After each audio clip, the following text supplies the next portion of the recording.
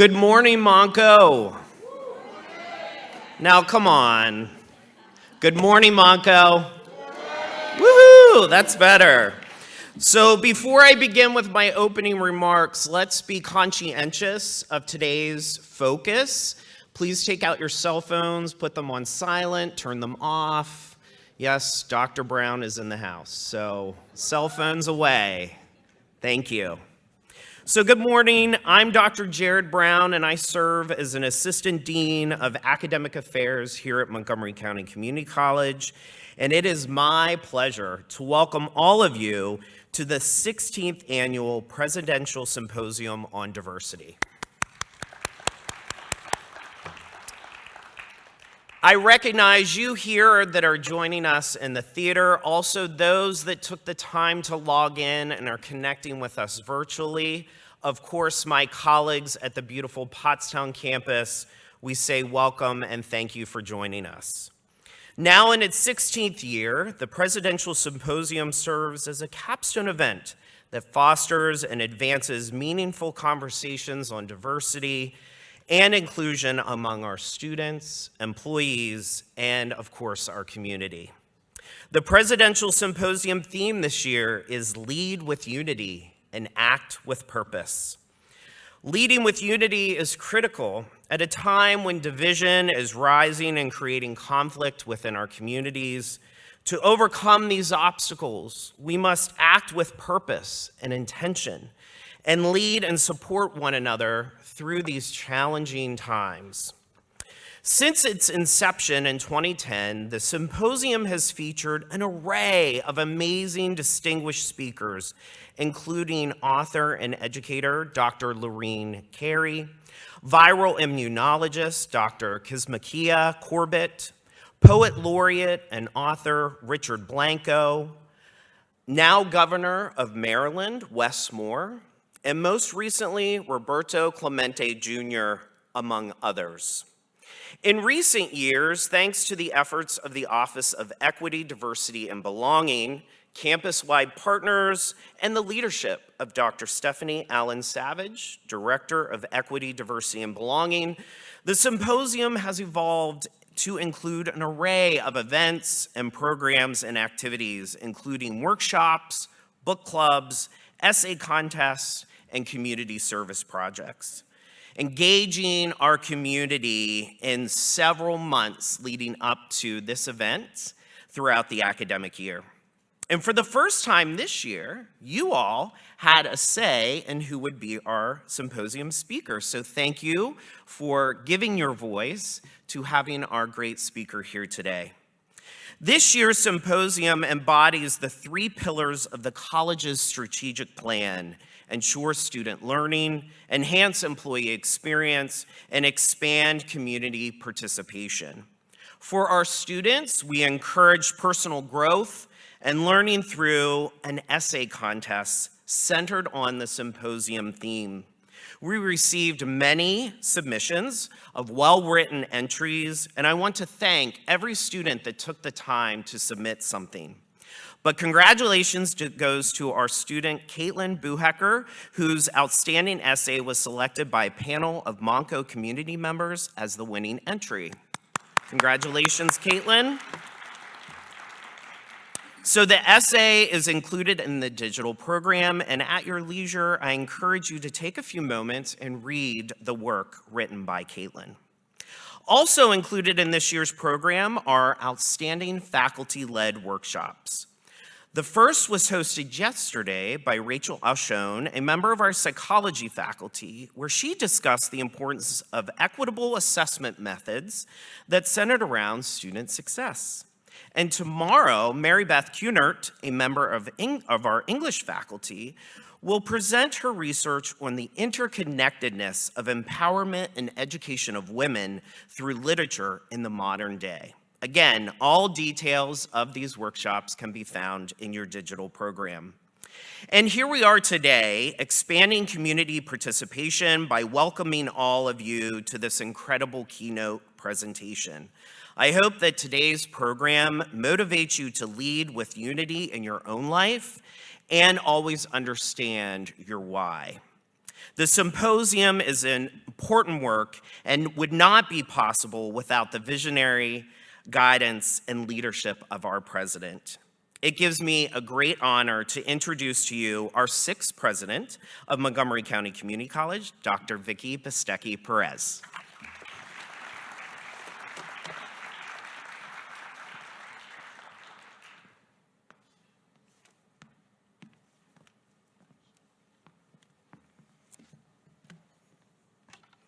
Thank you, Jared.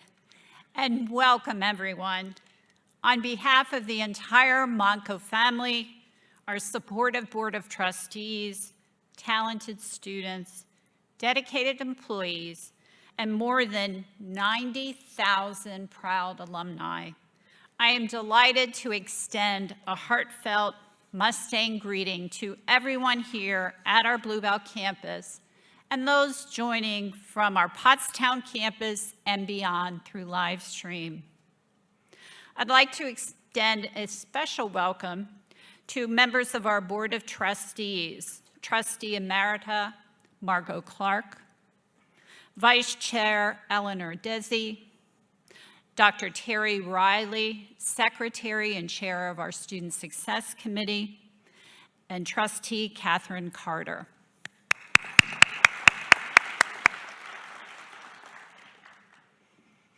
It's truly an honor and privilege to introduce today's keynote speaker, Dr. Omekongo Dibinga.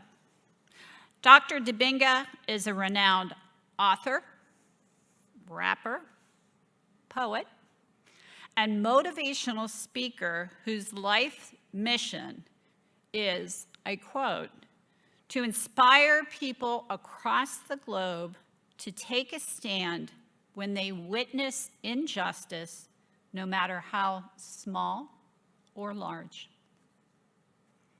He's a 4-time TEDx speaker and has been featured on major news outlets, including CNN, NPR, BBC Network, among many others.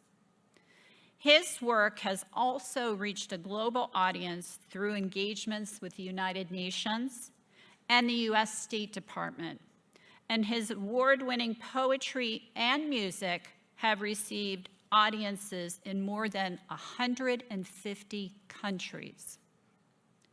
Recognized as an upstander, Dr. Dibinga believes that people should be celebrated for their unique perspectives and backgrounds. His message aligns with our college's values of celebrating diversity and promoting equity when cultivating a culture of inclusion and connectedness on our campuses.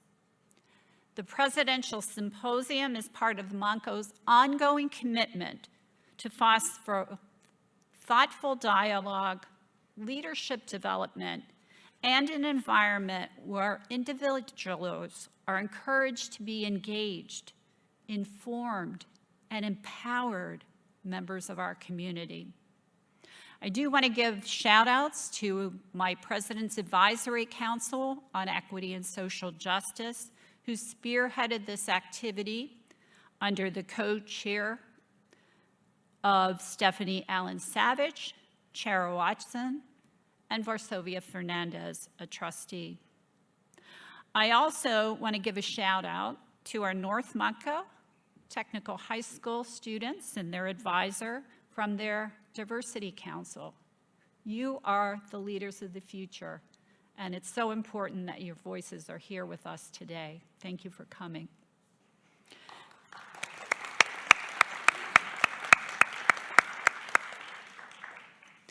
Also, a program of this magnitude cannot be done without numerous volunteers, and our manager, Katie Simai-Ali, who has put a lot of time, energy, and heart into today's program. So please join me in thanking our volunteers and Katie.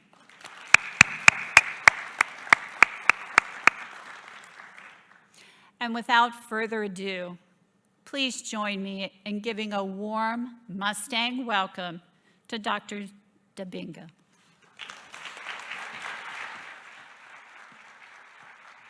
Thank you.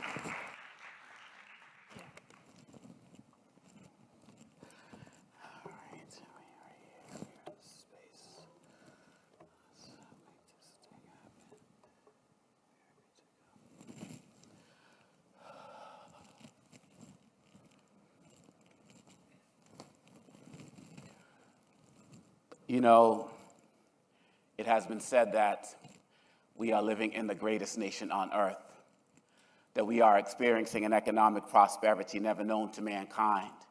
You see, most homes have TVs and PCs, and many believe that they will finally get that pot of gold at the end of the American rainbow. But are we really living in the best of times or the worst of times? Because through time, it has become quite evident that we have never lived in a paradise of heaven-sent proportions. For if you take portions of everyone's respective lives to form one collective memory, you will soon see that we are all living in a crazy world. For what does economic affluence mean to the man who lost his family because he fell in love with Wall Street?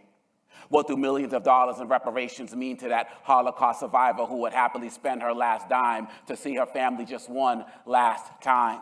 What about that African-American soldier who was slain in World War II at the hands of a Nazi, but his family will not see his name in any of the history books? And where is heaven for that slave descendant who has yet to see his first dime after 350 years of unpaid labor? I mean, what does a chance at a great education mean, though, to that Latino who voluntarily loses his language, culture, and history in a vain attempt at assimilation? Or that Native American who, in his own nation, is refused his piece of the American pie because he arrived at the table without his reservation? What about that Korean employee working at Mickey D's who can't even be proud of a war her people could have won because she lost her unarmed son at No Gun Read?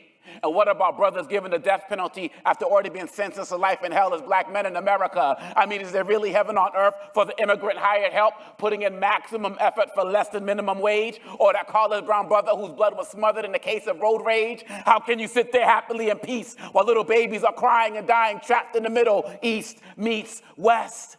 Yes, in a clash of civilizations, while certain developing nations face starvation, children walking around with bloated stomachs and emaciated bodies, while we walk proudly with bloated pockets and emaciated minds, wearing our $200 sweatsuit from a sweatshop run in Thailand by Reebok, too busy watching TV on our laptops that we can't hear the gats pop, pop, pop that killed Amadou, which ironically stopped just before they reached 42, which in the time of Horus or Heru meant divine judgment. You see, it's coming.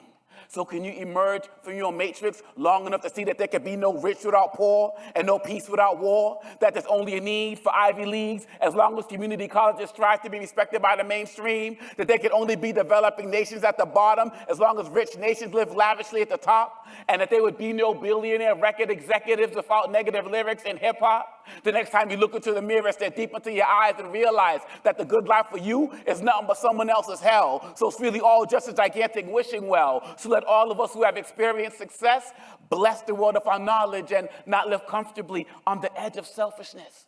For if you spend your entire life devoted to material wealth while drinking and smoking yourself into declining health, if you choose not to take the time to serve those less fortunate than we, then this crazy world will be arriving at your door much faster than you can blink and sooner than you think. All right. Good morning. Let's try it again. Good morning. Good morning. Somebody repeat after me. There can only be one me. There was no me before me. There will be no me after me. And since I'm the only me that the world will see, I will be the best me that I can be for eternity. Give yourselves a round of applause. Give yourselves a round of applause. So when they say, what did you do at the symposium? They say, I learned how to rap. And then you're good. You have to do anything else after that.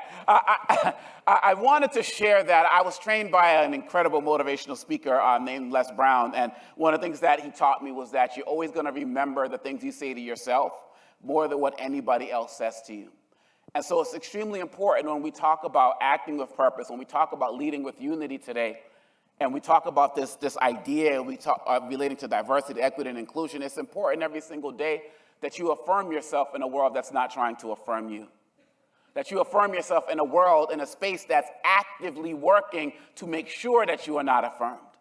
That's removing your stories from the books. That's making sure that your stories never even get told. The question I ask my audiences when I'm speaking is, what did you do to affirm yourself? Remembering that whatever we do for the first 20 minutes of our day and the last 20 minutes of our day is going to affect our energy.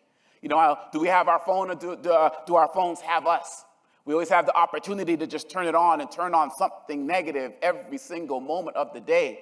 And so if you don't take the time to affirm yourself, if you don't take the time to set your intentions for that day, then you're going to go with whatever intentions are set for you. So when we talk about leading with unity, one of the ways we start leading with unity is affirming ourselves. And why do we need to do that also? Because really at the end of the day, we have to understand that history, as it has been said, history doesn't repeat itself, but it rhymes. And we are in another rhyme pattern right now as it relates to the struggles against this thing we call diversity. I wanted to share that poem with you all to start. I love writing poetry, but sometimes my poetry becomes frustrating. Because the poem that I wrote, that I shared with you all just now, I wrote about 25 years ago. It's on my second album entitled Signs of the Time. The question becomes, how are we in a society continually failing to learn the lessons of the past so that the stories that we tell from the past can almost be verbatim repeated today? It's because we don't have a community like yours that is manifesting across the country, that is focused on leading with unity and acting with purpose. We need more of you. We need more soldiers for humanity. And so when we talk about this story today about how we lead with unity, one of the things that's extremely important, and we're going to talk about this a little bit later with my book, Road Towards Your Greatness as well, is that in order to really lead with unity, we have to understand that everything that we do, we have to begin from within. Now, full disclosure, I may just break out into poetry every once in a while as we go through this. Is that all right with y'all? All right, just a second, I want to make sure I got the audience approval. It's just in me, and one of the things we have to understand is we have to live what's in us. And one of the things I'm going to talk about later when we get to the book, Road Towards Your Greatness, is I talk about the importance of running towards your story and not running, as opposed to running away from your story. We live in a society that teaches us to run away from our stories, and we can never lead with unity like that. As you can tell from my name, I was born in a very faraway place called Boston, Massachusetts. Well, it's far from here. I don't think anyone's going to walk there unless y'all really want trying to get your steps in. You know, you just take a little stroll. But I grew up in a society where I was taught, because of my name, Omekongo Dibinga, Wangakakese, I was taught to run away from my story. I was told, because of what I saw on television, that my story was not powerful. Think about yourself. Think about your life. What is the story? What is the narrative that this country taught everybody else about who you are, about who your community is? Let me tell you a story about what this society taught about who my people are. You know, they say you can't judge a book by what? They say you can't judge a book by its cover. But it has become appallingly clear that you can judge an entire continent by its media coverage. You see, you can color an entire continent dark with the paint the poorly placed perception when you rely on the media to teach you your Africa lessons. Because I come from a continent that the world thinks is a country. And to put it bluntly, we're all HIV positive until proven negative in the eyes of the media. It's like Africa's either one big safari or Kalahari with seasoned heathens and no sense of religion and home to animals and animism, because TV renditions of African afflictions have created a depiction of a land of savages where the world's most dreadful diseases exceeds the law of averages. And since American TV only shows you the ravages of a select few nations, most Americans juxtapose the mother of civilization with phrases like damnation and starvation. And so until we take control of our own images, we can't expect to see a true representation of our beauty. Most non-Africans believe that the most Africa has contributed to the world are phrases like Hakuna Matata and Asante Sana Squash Banana, along with exotic vacations in remote locations, because I ain't never heard an American TV news station even say that we're made up of 55 nations. In the eyes of the media, we're just underdeveloped wannabe Caucasians, still searching for civilization, if you buy the media's interpretation of who we are. But am I taking this too far? Because to me, the real problem be the WB, ABC, and NBC, which are the real WMD, weapons of mind destruction, because most people, including many Africans, only see what they see through the smart bombs they call TV. And it's not just a newscast. It starts at like age 3, because I grew up watching images of Bugs Bunny dressed in grass skirts and blackface, speaking in African dialects, and every 10 years, there's a new version of Tarzan on the TV set, and I don't know about y'all, but I recall seeing gorillas pass for Africans in some of these cartoons. And if you remove Marvin Martian's helmet from Looney Tunes, he's probably an illegal African alien or a famine-stricken African child of his belly protruded. And it's these convoluted images that have helped create grown-up policymakers who partially base their opinions of our homeland from films such as Congo, Gorillas in the Mist and the Air Up There, and we can't forget Tears of the Sun, which left too many tears on the sons and daughters of Africa searching for a positive portrayal of who we are. But that won't happen until we as Africans take responsibility for our portrayal, because the betrayal from our friends from CBS, Fox, and CNN means that we will never see an end to these characterizations of the continent of human creation, which has to make it look like she's on her deathbed and ready for cremation. But we must show the world that our mother Africa is strong, vibrant, and defiant, because the pulse of nearly 1 billion people can never die once we take control of what the world sees. And so we can never comply with pictures painted by pessimists on TV of our homeland, because we, you and me, we are the pulse of Mother Africa, and we must now show the world how proudly we will stand. Thank you. Now, the question becomes, what if you were standing up here and you're Jewish? What story did the media tell this country about you? What if you're standing up here and you're Muslim? What story did this country tell about you? If you're an Asian American, if you're a Latino, history, as Napoleon said, is a lie agreed upon. You could run down the list. What has this country told us in the media about indigenous people? Run down the list. All of us have been products of creative narratives, but we're not products of community conversations. And so since we're not products of community conversations, all we have is the stories that are told to us. So when I go to school, people weren't interested in leading with unity. They were interested in, you are the African bush boogie. You are the African butt scratcher, because that's what I saw in Tarzan. That's what I saw in those, some of y'all, may not remember the 80s. You had to be there. But I was there. And so, but if you remember the Sally Struthers commercial and the starving Ethiopians and all of this other type of stuff, we're all products of narratives. Narratives designed to keep us separated. Narratives designed to make sure that we're not interested in unity. So if we want to create what Dr. King talked about as it relates to his beloved community, if we really want to put ourselves in positions to make sure that we're building an environment where everybody can indeed be celebrated and not tolerated, we have to do intentional work. What do we have to do? We have to act with purpose, because people are intentionally acting to make sure we can't do what we're doing today. In the work that I'm doing, I remember when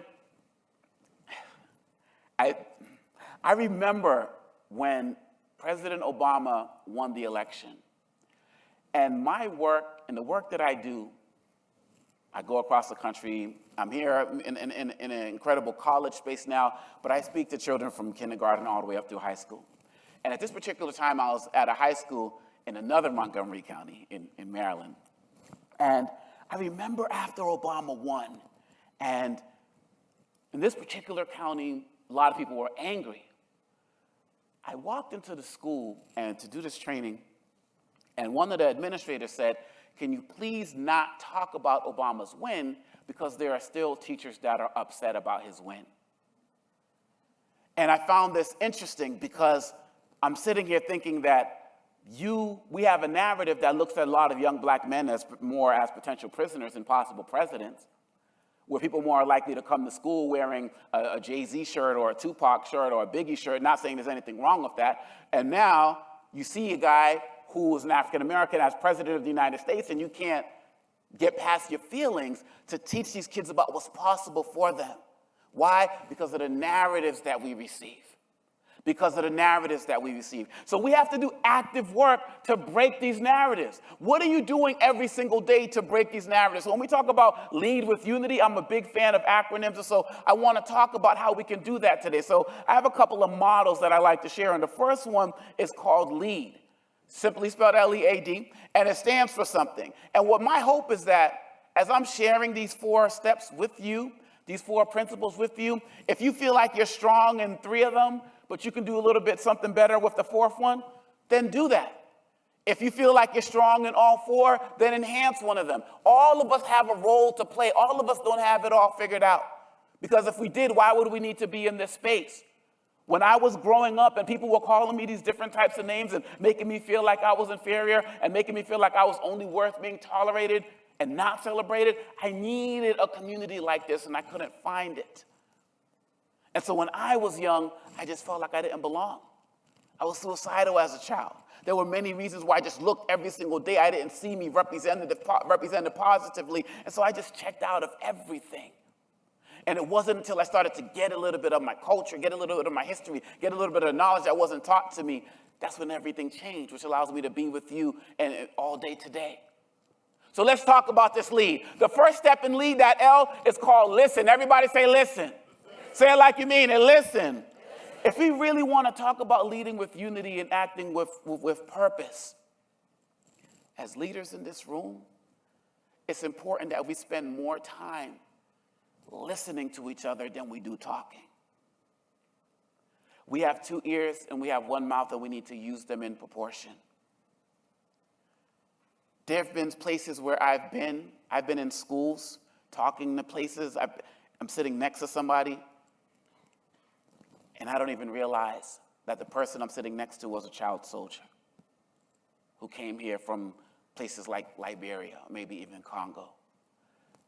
I go to another place, I'm sitting next to somebody in a suburban school, and this young student starts talking and starts telling her story of being trafficked. Nobody knew, because we don't listen. We get so caught up in our own stories. We get so caught up in our own narratives. And it's not to say that what we're going through is not problematic, it's not challenging, but if we want to build community and actually lead with unity, then we got to listen. What are the stories of the people sitting next to you? What happens when you take time and you go behind the smiles to understand people's pain? People are not encouraged to share stories in this country of all backgrounds, especially we know with men as well.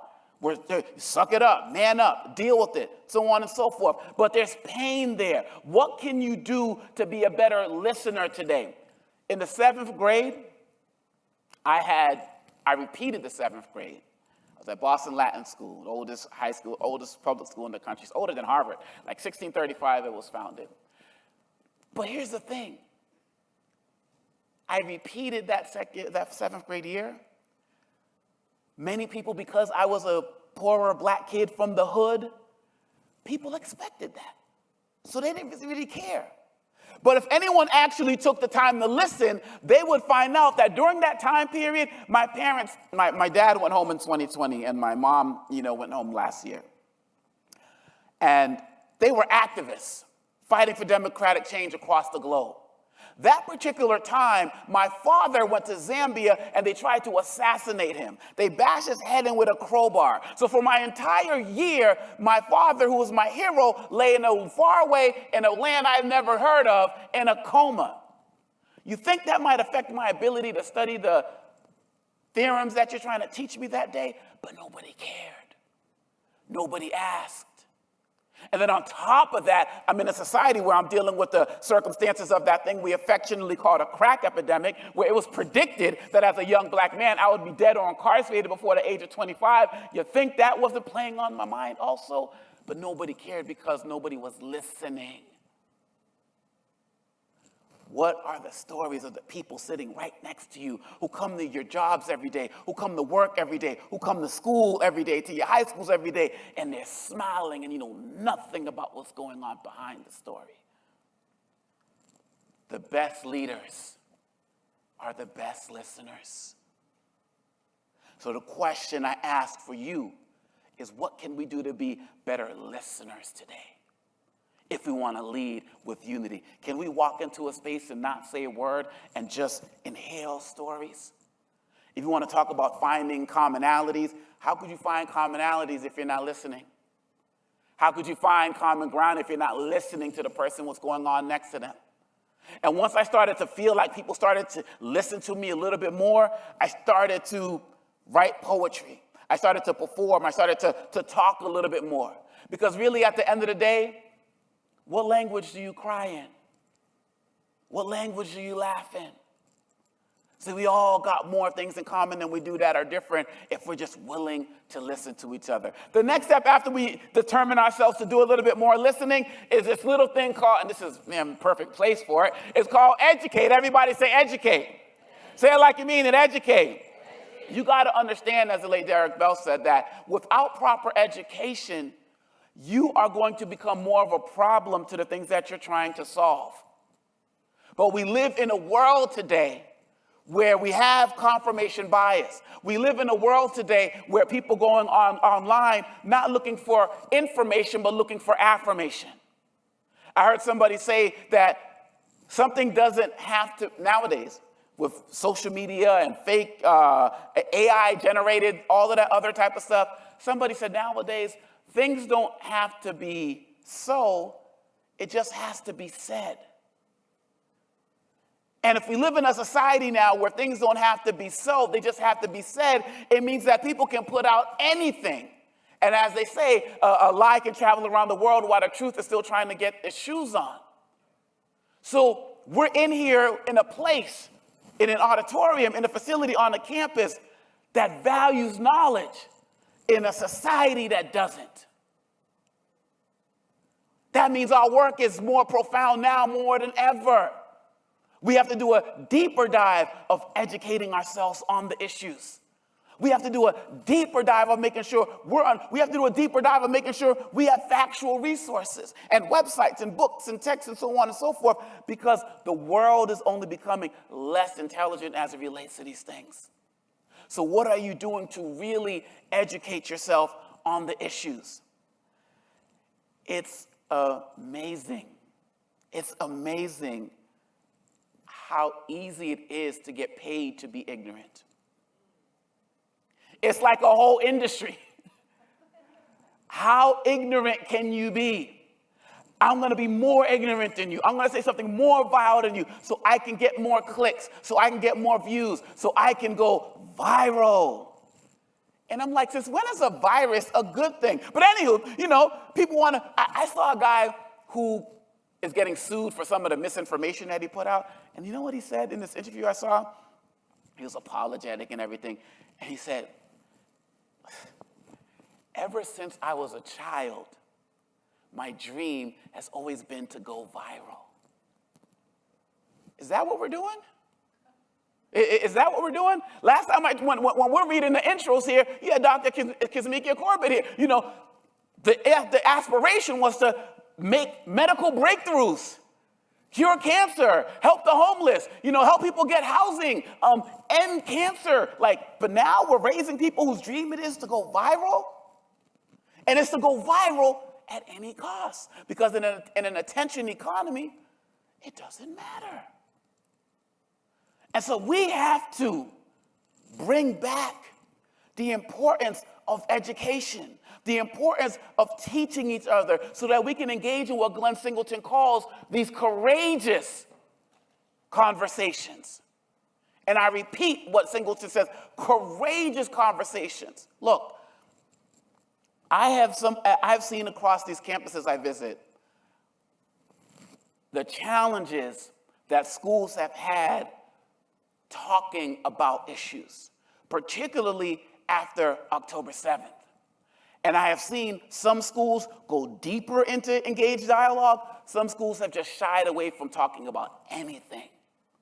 Whether we're talking about the October 7th attacks in Israel, whether we're talking about Black Lives Matter, whether we're talking about what people have just said, we're just not doing that. That's a failure on our part. because we're supposed to be the ones to teach the next generations how to have the conversation. How can they do it if we shy away from it? See, what I tell my students is, I don't really care what you think about anything. What I care about is how you think. I care about how you're informed. So I tell them, if you come to my class and all you do is watch one network, I don't care what the network is. The most conservative, the most liberal, something in the middle, I don't care. You will fail my class. If all you come in is with talking points and all you care about is repeating talking points, you're not going to do well. So we have to talk about teaching them how to think. For example, I ask my students, and I want you to think about this as well, because I know everybody in here, in some way, shape, or form, has been engaged in a conversation about October 7th, right? And I ask my students, I say, raise your hand. I'm not going to call on you. I'm not going to ask you to share your opinion. And I say, let's say I got 25 students in the class. I say, how many of y'all think what has happened in Israel, Palestine, and Gaza is a genocide, right? Everybody raises their hands. They have an opinion, one way or the other, yes or no, whatever. And then check this out. This is what I do after that. I say, put your hands down. I say, how many of y'all can actually tell me the definition of genocide? And about 3 hands go up. And that's the problem in our society. People got opinions on things they don't know nothing about because they get their ideas and thoughts from social media. And I'm like, do you know that there was a Jewish lawyer by the name of Raphael Lemkin who in 1944 actually came up with that term? It's actually an official term that was adopted by the United Nations in 1948. And there's like categories. Definitions matter. And some people, when you know the definition, you might change your opinion one way or the other. But if we live in a society where people can just throw out terms and make up words and make up their own definitions, we can't get anywhere. How can we have unity when we can't even agree on basic definitions? One of my other books, Lies About Black People, How to Combat Racist Stereotypes and Why It Matters, in the back, I have a whole glossary of just terms that relate to diversity, equity, and inclusion. Why did I do that? Because if I go around this room and ask for how do you define racism, and let's say there's 150 people in here, I may get 95 different definitions. So I talk about the need for organizations and colleges and universities to have what we call a diversity dictionary, where you're working together on these terms. So when challenges come up, you're all starting from the same point of departure. If you start at different points of departure, you're going to arrive at different destinations. This is so much easier when I talk about this as it relates to sports, because everybody knows that, well, we're talking about leading with unity, so I'm not going to talk about the history of Boston and Titletown and all of those other I'm not going to go there. We can talk about that later in the Q&A. But, it's easy with sports because the stats are obvious. The championships are obvious. The rings and all of that stuff is obvious. When it comes to culture, when it comes to diversity, when it comes to about what you're doing right now, if you don't put yourself in positions, if you're a professor in this room or you work with students in any way, shape, or form in this room, you have to be the one to say, hey, you just called that thing Islamophobic. What does that mean? Can we look up the definition together and then have the conversation? You just said something that some people feel is really xenophobic. Can we look that up? It's okay to dial back. It's okay to say stuff. And if you're a student in this room, it's okay in your classrooms to say, well, you just said that thing is misogynistic. How do you define misogyny? Can we take it back? I'd rather be right than be rushed. And it's okay to take the time to focus on being right, and as opposed to being rushed. And what I have found in this work is that when people do dial it back and realize that they've been focusing on misinformation and disinformation and malinformation, then the conversations become a little bit better. So we all have to educate ourselves a little bit more on the issues. And then once we do that, that leads to this thing we call advocate. Everybody say advocate. Say it like you mean it, advocate. You got to use your voice to speak up. And you got to speak up with purpose. What's the use of having all of this knowledge, all of this information, all of this background, and you do nothing with it? You speak for no one. You advocate for no one. How many of you all have a cell phone right now? A couple of people? I know. Some people still got like the trio devices or whatnot. It's all good. It works. It rings. It works, right?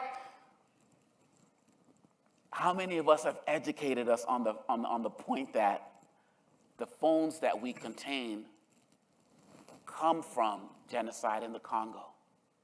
How many of us know that the resources and materials that are in our phones come from places where people are being enslaved and are being trafficked sexually? And what are you doing about that? If you didn't know, imagine a land in a place you never heard of, where children grow to soldiers, women raped and murdered, men watch the children die. They ask why. Do they gotta cry for so long? Tears gone, eyes dry. Now imagine that your cell phones causes death and demise. Your PlayStation slayed a nation, Xbox X'd out lives. Your laptop, the backdrop for death so it can function. Your desktop, a weapon of mass destruction. You ain't got to imagine, dude, it's all true. Your TV won't tell you because it's guilty too. Of violence in the Congo, they die so we can live, but you can change it all. And you ain't got to leave your crib, turn your cell phone to a microphone and speak up. Tell computer companies to back up. You can save 1 million lives and help stop the violence if you can be brave enough to just end the silence.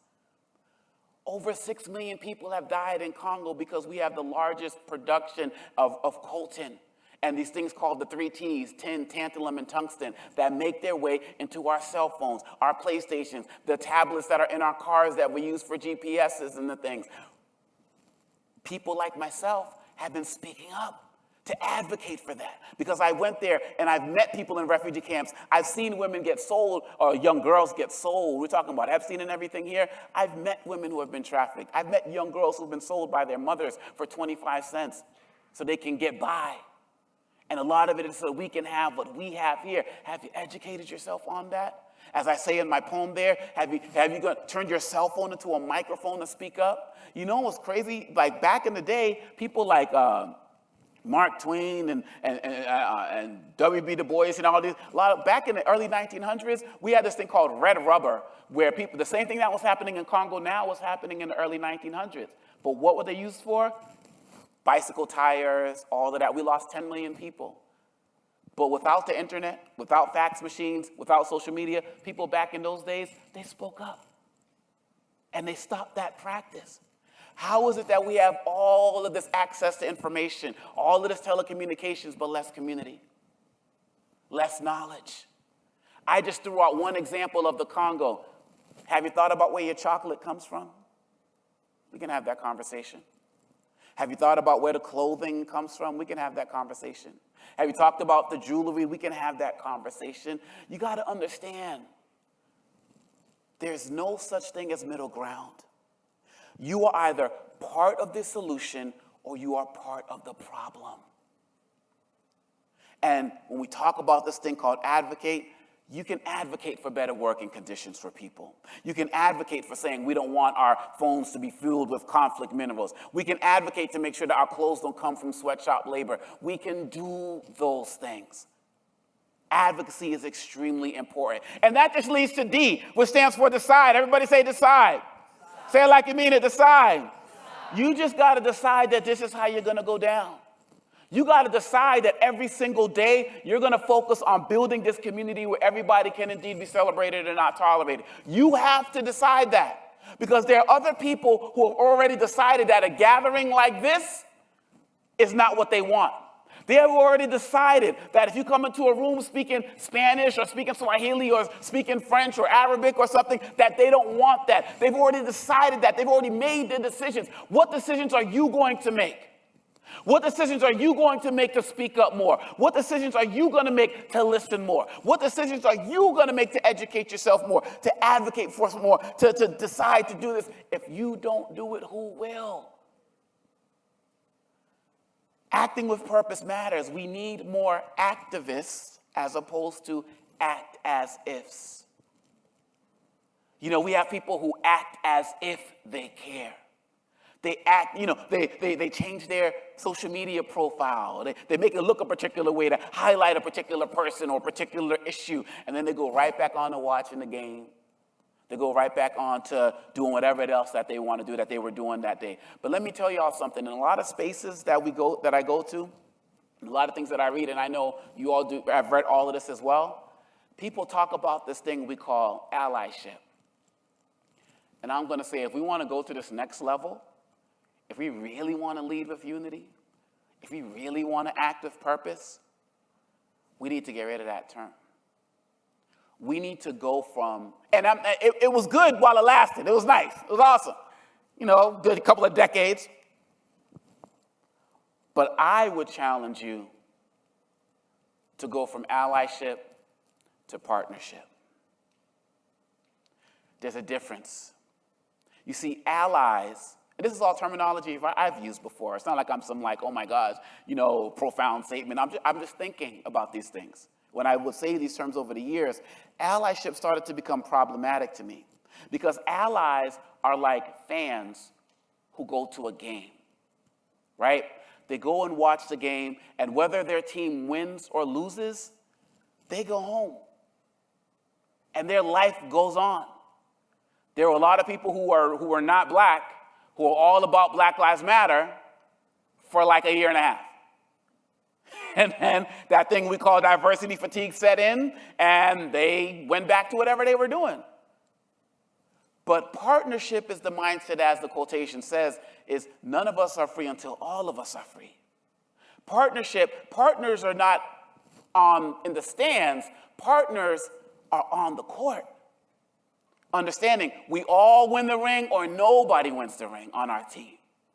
And so we need to go to that next level to this thing we call partnership. If we really want to create that beloved community, if we really want to put ourselves in a space where everybody can indeed be celebrated and not tolerated. So what are you willing to do to become a bigger and better partner today? That is something that is also important because when we do that, let me give you an example. In my Lies About Black People book, I have a test called the Rule of 7. And the Rule of 7 is 7 questions that you should ask yourself to see how committed you are, seriously committed you are to this thing we call diversity, equity, and inclusion. Now, sometimes you can do this individually. You can also do this in your teams, in your office. Anybody can get away with 2 questions about how committed they are to diversity. But when you talk about 7 questions that you can make up on your own, it's a little bit different. For example, what do the 7 authors of the last 7 books you read look like? You listen to podcasts. What do the 7 podcasts that you listen to the most look like? You watch television. What does the cast of the last 7 shows that you watch look like? You go to plays. What does the cast of the last 7 plays you're going to look like? You're in a position to hire. What do the last 7 people that you hired look like? What do your 7 closest neighbors look like? Who are your 7 best friends? What do they look like? You got kids in your life, grandkids, nieces, nephews, whatever. What do the last 7 toys that you bought for them look like? What does the cast of the shows that they watch look like? So when we get to 7, we start to see if we're really about this life. Or if we're act as ifs. And I've done this exercise in some places, and some people just start crying because they realize that they fully weren't serious about that. Once we get past this lead, we get to this thing called grow. And when we talk about grow towards your greatness later, it's that idea of give, release, overcome, and win. In honor of this event, I'm actually releasing Grow Towards Your Greatness as an audiobook as well. So we can actually, in about 5 days, so we can start taking this message with us every single way that we go, everywhere that we go. And so if we put ourselves in the mindset that we really want to lead with unity, that we really want to act with purpose, my hope is that you will take one of these steps, one of these principles, and just see how you can enhance it. Just see how in the communities that you're in, maybe you're around people who can use this model of listen, educate, advocate, and decide. Maybe with them, maybe you can just talk about how we can do that next level. My mindset has always been next level people do next level things. And we just got to give ourselves permission to do that. I'm a big fan of affirmation, so before we go into our Q&A right now, can we do another one? Awesome. And if you want them, email me, whatever. I love affirmations. I'll send you a whole bunch. You can just take them and run with it. It's all good. Repeat after me. I know if I believe, I can and will achieve. The past is the past. I will no longer regret it. I will focus on this gift, which I call the present. I will get out of my own way and live my best life starting today. If I focus on my dreams and not my sorrows, my trials today will be my testimony tomorrow. See, these are things that you should be saying to yourself. We got to have some powerful testimonies about leading with unity and acting with purpose. We're doing 16 years in doing this. This is amazing. And when I got the invitation, I was like, wait a minute. They got diversity in the title. Like nowadays, you know what I'm saying? Because everybody's, folks are switching up. They're talking about, like, they'll say anything else but diversity. So as soon as I got the invite, regardless of what I had going on, I knew I was going to be here. Because you all decided to give yourself permission to do this. You believed that if you set the mindset out, you could achieve this. And that is powerful. And so before I want to close after our Q&A, I'm going to close with one more poem. But I did want to take some time right now to just stop and see if anybody had any questions, comments, pushback, feedback about anything that I'm saying right now. And we have microphones. Are they set up somewhere? Where are they? If we can, the microphones, they're going to be coming around. And so if we can just use the microphones so we can make sure that everybody can hear us, that would be awesome. I think you might do, there we go. House lights make it so much easier. I'm a professor too, so I've learned all about wait time. So I'm completely fine if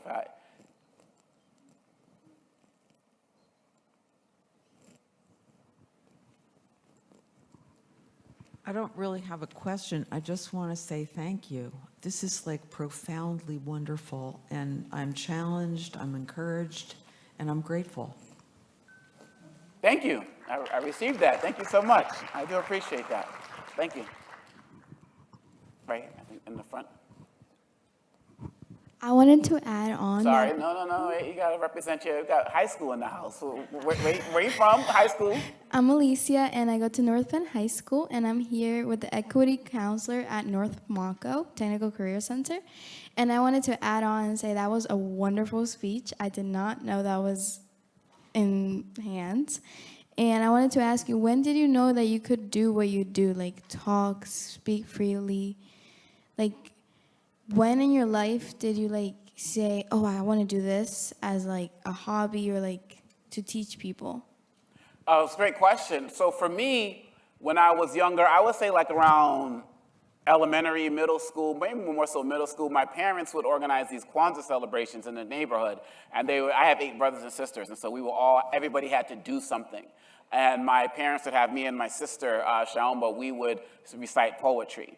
And getting introduced to Dr. Maya Angelou and Dr. Nikki Giovanni was really important in my life because once I heard them, they were the only people I started reading outside of my parents that were telling me that Africa was beautiful. And so before I started writing my own poetry, I started memorizing their poetry and reciting it. And I was like, well, I'm reciting their stuff enough, maybe I can start doing my own. So in high school is when I started doing speech competitions and things like that. And by the time I got to college, I started doing open mics. So I would say that middle school area, that was really powerful, especially after 7th grade. My father came back after what he dealt with.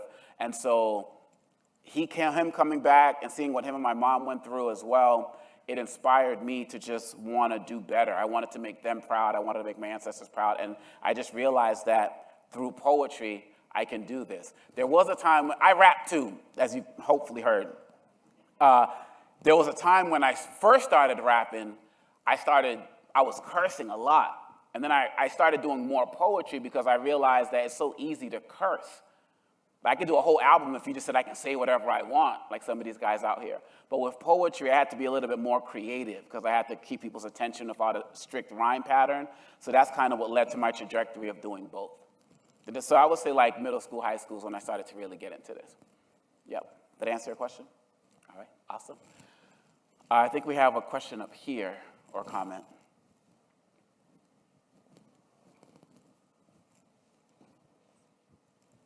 Hi, I'm Jen. I'm an academic advisor and a professor here at Monco.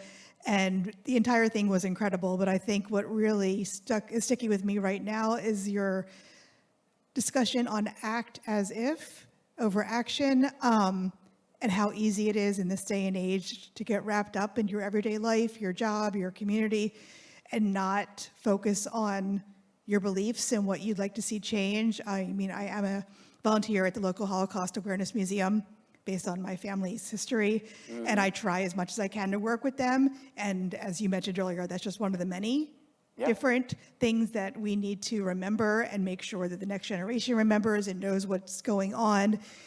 And it scares me, like you said, on what social media and the other all types of media is sharing with us.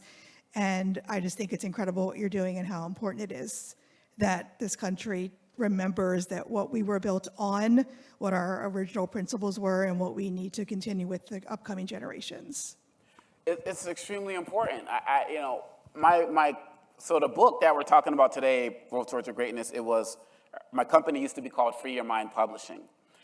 As I started speaking more, I wanted something that was more encompassing than just publishing. So I was meeting with a woman, and she was talking about, the Holocaust and various things. And one of the terms that she brought up was the term upstander. And people, who fought against what was happening. So when she said it, it just clicked. So that's why I changed my company name for Free Your Mind Publishing to Upstander International. Because for me, when I heard that mindset that comes out of, Jewish community of never again, and the idea of never again meaning never again for anybody, well, how do you do that? Well, you do that if you become upstanders. And so for like 20, 25 years, I've been working with, several Jewish organizations, like Jewish World Watch and ICAR, and several other ones.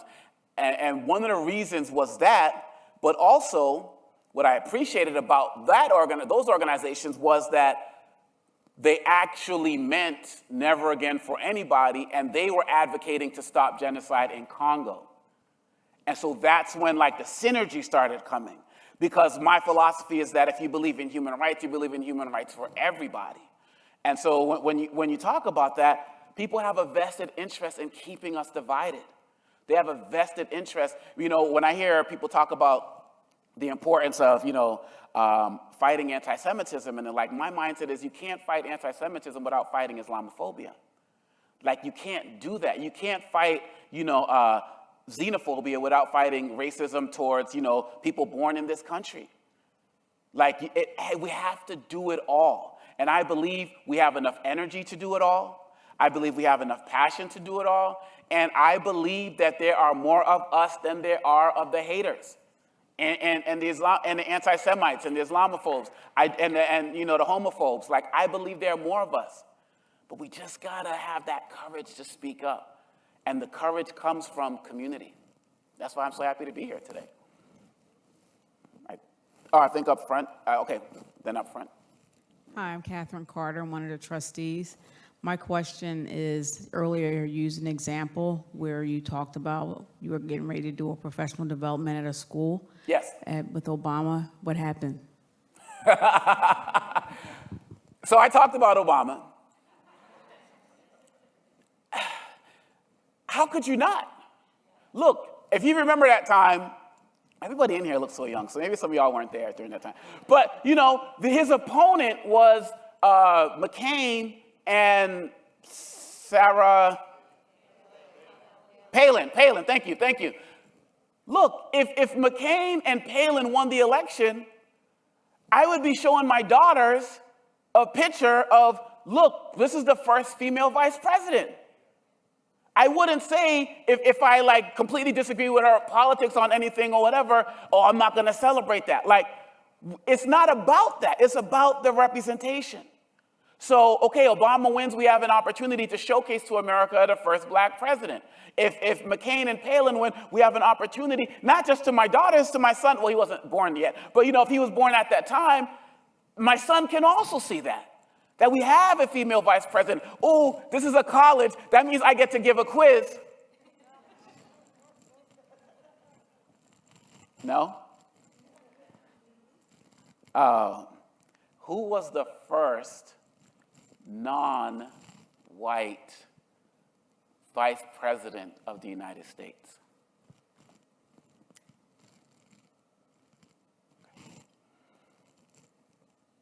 Exactly, is my point. How many of y'all wanted to say Kamala Harris? Because that's like the easy one, right? Some of y'all were thinking, or at least that was your first thought. First non-white vice president was Charles Curtis, Native American, under Hoover, in the 30s, was also a senator.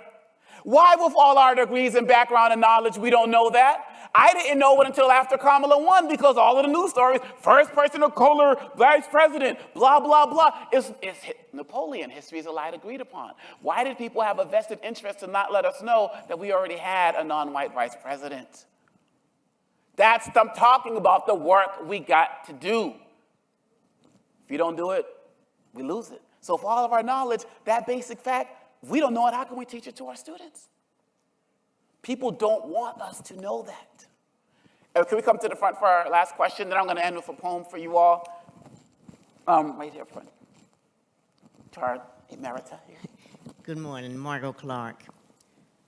I had so many flashbacks listening to you.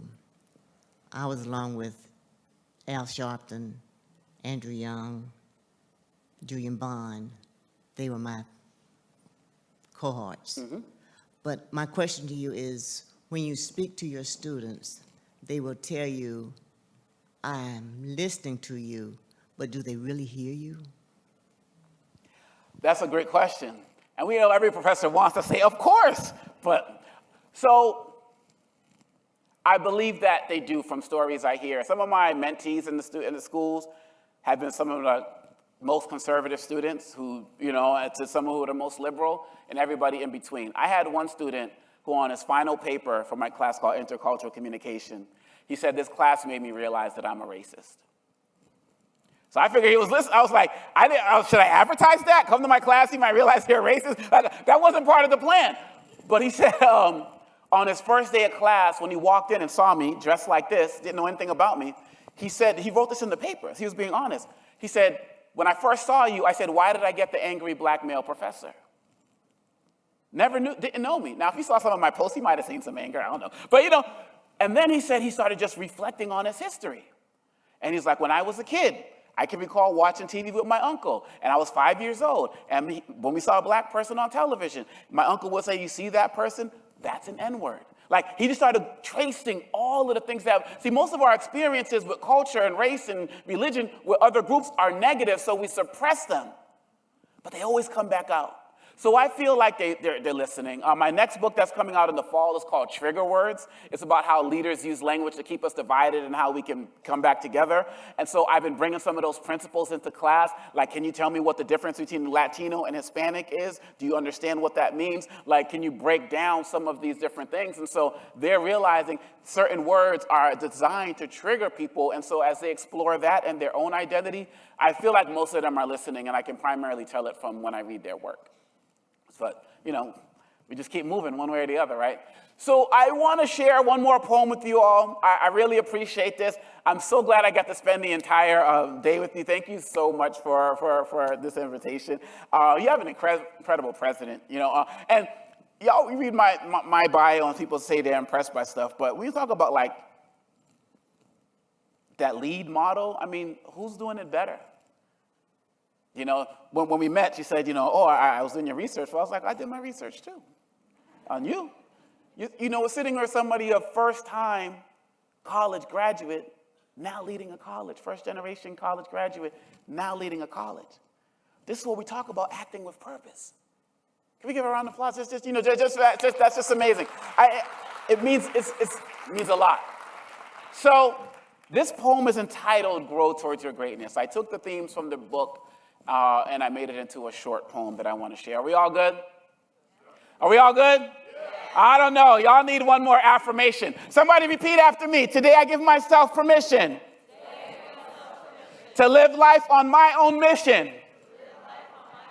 I will live life by my own rules. And no longer listen to liars, haters, and fools. I will take control of my own destiny. And let no one get the best of me. For if it is meant to be, it is up to me. This poem is entitled Grow Towards Your Greatness. Here we go. They say that greatness is a choice. But what have you chosen? You've been frozen in time and broken in mind.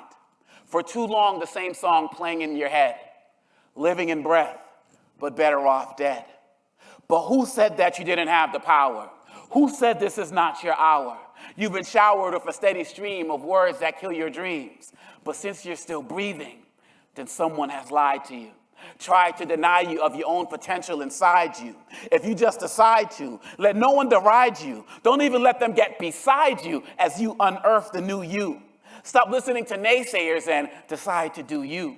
No more pity parties, sob stories, and boo-hoos. If no one told you that you're great, then let me be the first to. If you develop the thirst to drink from Faith's fountain, you'll develop the might to move mountains. You see, we remove tons of dirt to find 1 ounce of gold. So we'll ask you to remove tons of hurt and just uncover 1 ounce of your soul. You'll set yourself on a true path of excellence, getting out of your passenger seat and driving your own car, reaching for the moon, but maybe only landing among the stars. You see, you have greatness inside you, but you must choose to be great. Blaze a path of excellence, leaving fear in your wake.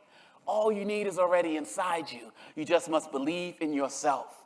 Grow towards your greatness and discover your true wealth. Thank you all. Appreciate it. Thank you. Thank you.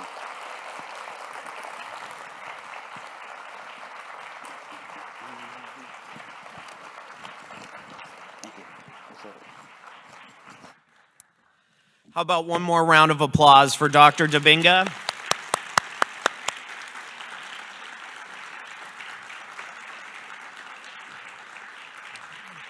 Thank you for sharing your inspirational messages and reminding us that we still have some work to do. And it's been our honor to have you here today to be our keynote. For those of you who brought copies of his book, Grow Towards Your Greatness, he will be available to sign copies in the gallery until around 11:30, following as we close up. There are some free copies at the registration table of the book for first come and first serve, so make sure you grab one. We also invite you to return to the theater at 3 o'clock today for a book discussion on Grow Towards Your Greatness, moderated by one of our very own Monco students, Sloan Harker. And so I invite you back at 3 o'clock. I would like to extend a huge thank you to everyone who played a role in making the Presidential Symposium possible. Your dedication and hard work brought this event to life. Thank you, everyone, for your time and engagement to this important conversation. And until next time, I'm Dr. Jared Brown.